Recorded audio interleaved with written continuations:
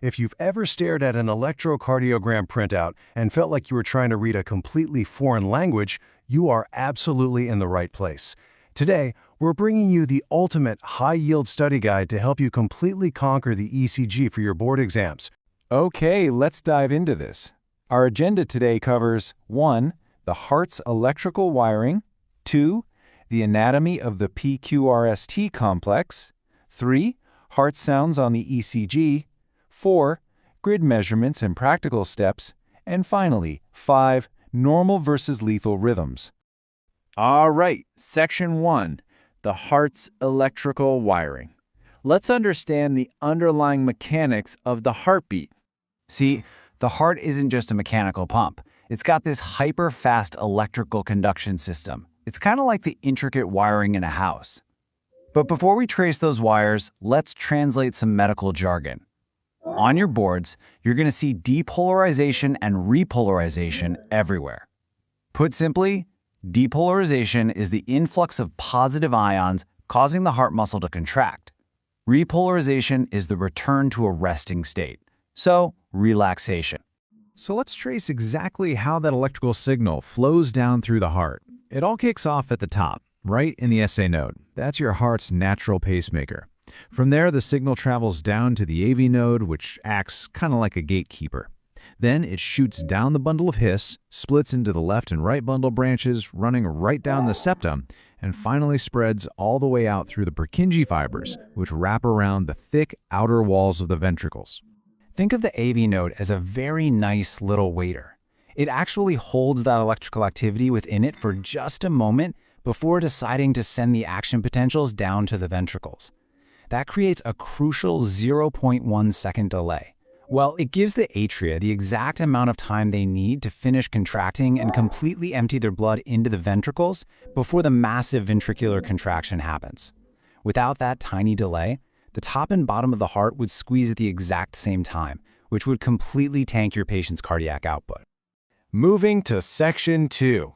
Anatomy of the PQRST complex, translating electrical impulses into visible waves. Now, what's really interesting about this slide is how perfectly each wave on the paper maps to a physical action.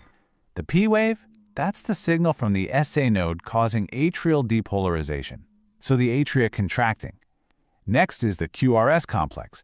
That big spike happens when the signal hits the bundle branches and Purkinje fibers, causing ventricular depolarization, meaning those massive ventricles are contracting. And finally, the T wave. That represents ventricular repolarization, the exact moment those ventricles relax and reset. Hold on a second. If the atria contract, shouldn't we see a wave when they relax? This is a huge trip up for students. Where exactly is atrial repolarization? Well, it actually happens right in the middle of the QRS complex. But because the left and right ventricles are just so massive, their electrical spike completely overshadows the tiny relaxation signal of the atria. It's happening for sure, it's just hidden behind that massive QRS spike on the grid. Section 3. Heart sounds on the ECG. Aligning the electrical grid with mechanical heart sounds. Let's see how perfectly these line up. First, you see the P wave as the atria contract. Then, boom, the huge QRS electrical spike. Right at the tail end of that QRS complex, as the ventricles forcefully squeeze, the tricuspid and mitral valves snap shut to stop blood from flowing backward. That snap, that's S1, the lub sound. Then, the ventricles relax during the T wave. Right at the end of the T wave, the pulmonary and aortic valves snap shut. That is S2, the dub sound. It's literally a perfectly timed symphony between electricity and mechanics. All right, Section 4, Grid Measurements and Practical Steps. These are the essential rules for strip analysis. We're pivoting now to the practical math you need for strip analysis on the job. I want you to punch this exact number right into your memory, 0.04. On an ECG printout, time is measured horizontally. The width of one single, tiny little box on that grid equals exactly 0.04 seconds. That is your absolute base unit for everything we do next. Let's do some quick math. The grid groups those tiny boxes into larger squares. 5 small boxes make up one large box. So 5 times 0.04 gives us exactly 0.20 seconds. A large box is 0.20 seconds wide.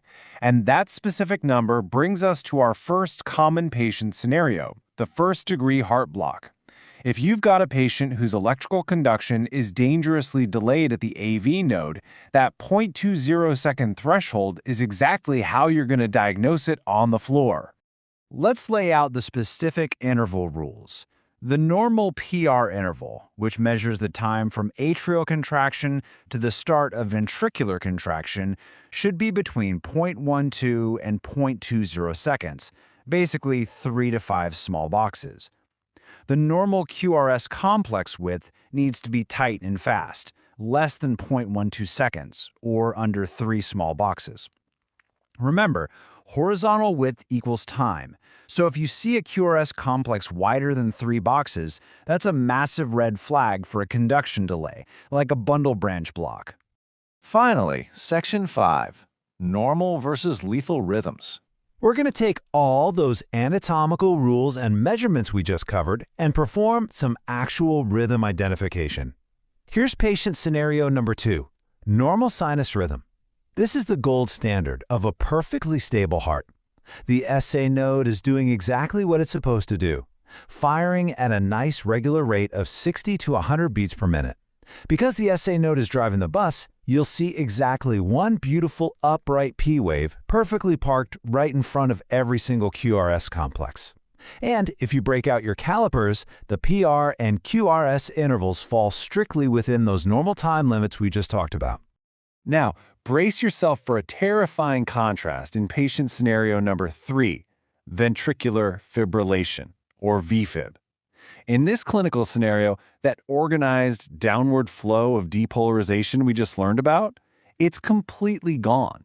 Instead, random ectopic sites in the ventricles are just firing these chaotic electrical impulses, making the heart muscle quiver or fibrillate without pumping any actual blood.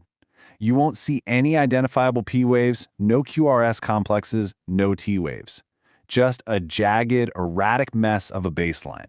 This is a highly lethal rhythm, and it requires immediate DC cardioversion, a shock, to reset that pacemaker before the patient flatlines into asystole. Normal sinus rhythm is organized, predictable, with a structured timing that yields stable cardiac output. Ventricular fibrillation, on the other hand, is a completely unorganized, erratic storm where those structured PQRST waves are entirely missing, rapidly leading to cardiac arrest. Once you understand what should be happening mechanically, the visual chaos of a lethal rhythm just jumps right off the page. Keep studying, keep measuring those little boxes, and remember, you've absolutely got this.